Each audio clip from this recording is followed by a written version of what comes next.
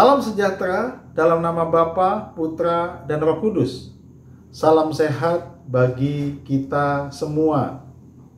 Saudara-saudara sekalian, kita bersyukur kepada Tuhan pada hari ini. Kita kembali mau belajar merenungkan firman Tuhan.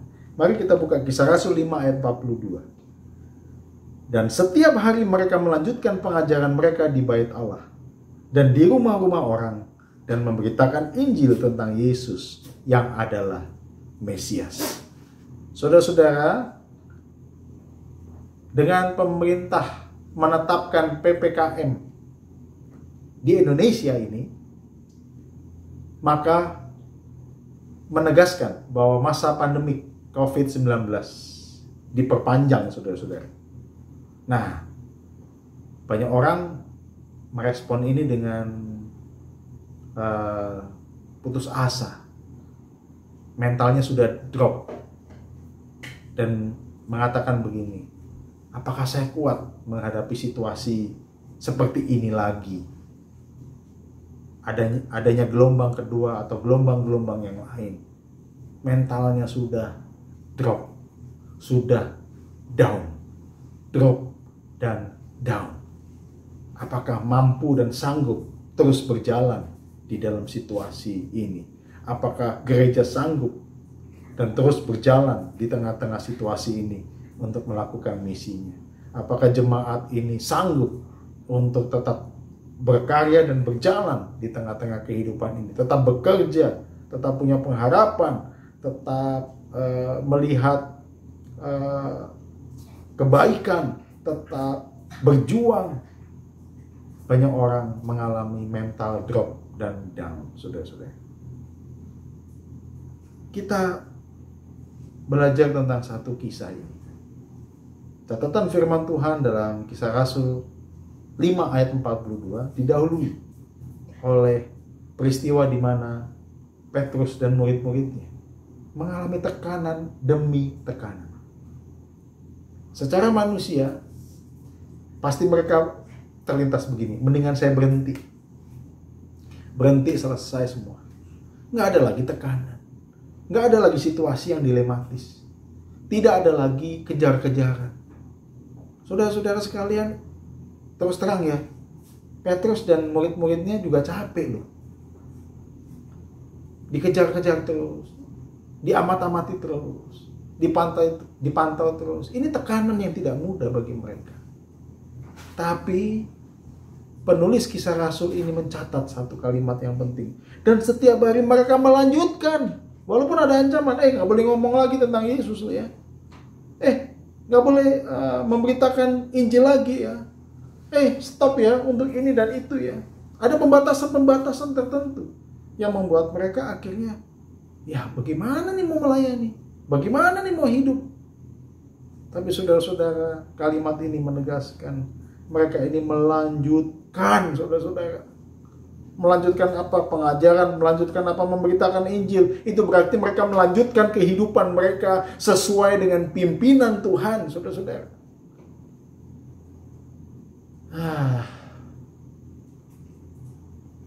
Ada banyak alasan kita bisa katakan untuk kita, sudah Tuhan berhenti aja, saya nggak kuat. Mungkin ada di antara saudara juga sedang memikirkan hal itu. Saudara-saudara, mari kita lanjutkan kehidupan ini. Memang hati kita ketar-ketir, memang mental kita bisa drop, memang kita bisa takut dan cemas, memang kita bisa putus asa, kita juga bisa kehilangan pengharapan. Tapi jangan lupa, saudara-saudara, kita ini adalah murid-murid Kristus. Tuhan bersama dengan kita. Tuhan memberikan kita kuasa. Tuhan menolong kita untuk berjalan menghadapi segala tantangan. Tuhan juga menolong kita untuk menjalankan misinya. Tuhan memampukan kita dan mencukupi kita untuk terus ada di dalam pengharapan dan janji-janji Tuhan. Saudara-saudara, di satu pihak kita menghadapi kenyataan bahwa kita terbatas dan mental kita bisa drop dan putus asa. Betul, itu kenyataan. Tapi ada kenyataan yang lain.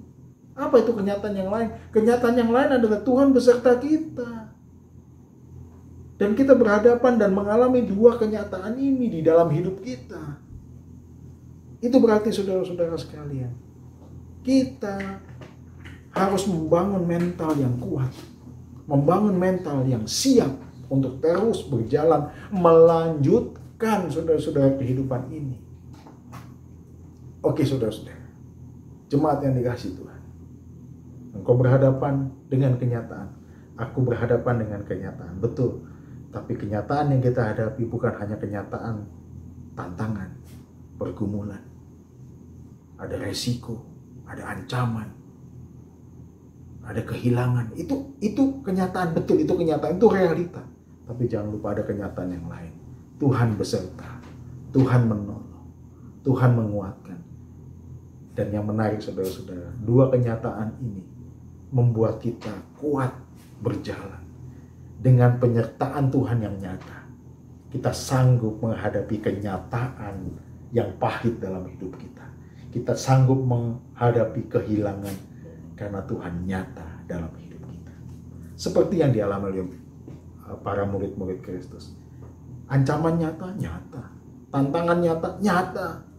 Tapi kenapa mereka terus melanjutkan misi Tuhan, terus melanjutkan pemberitaan? Karena Tuhan itu nyata di dalam kehidupan mereka, menolong dan memampukan mereka.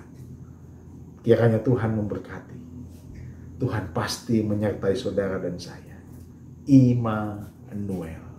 Mari kita berdoa. Bapa di dalam surga, kami mengucap syukur.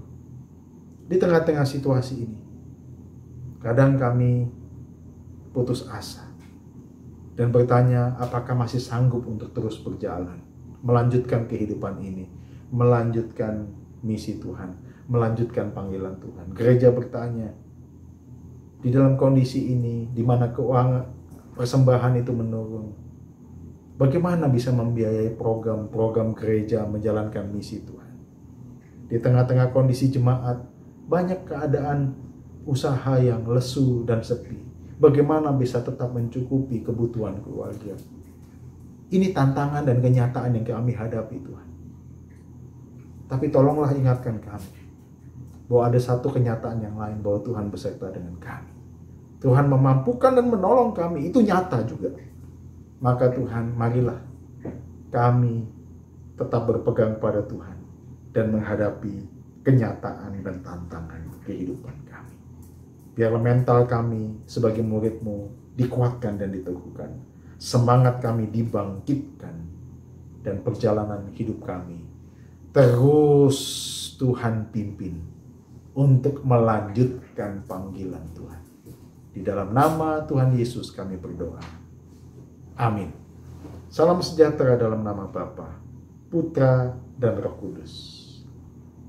Amin.